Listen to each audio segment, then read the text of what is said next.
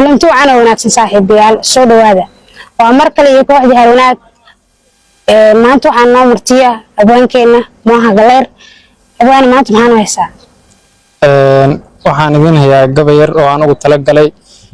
team Harwanaag oo runaantii team u baahan in la dhiirigeliyo team wanaagsan dhaqankii soo bandhigayaan dhalinyarada dhiirigeliyaan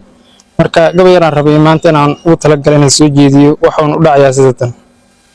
wuxuu yiri Harwanaag waa team lagu hirto loo hanweyn yahay ugada iyo diraacdii hafiga haayirkii oonka anta wilifka geedii hayaan qiiq iyo habaaska oo sudhac hadda duumad iyo jaw hafeefaysan buuga hore hilaac nooga dhigan hogol daruureed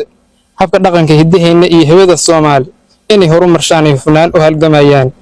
waa hoggaan dhalinyaro hubo hiigsan meel sare hilibkooda ku haaga iyo harfiyada waalan iyo hadarka hagareynayay ka hortagayaan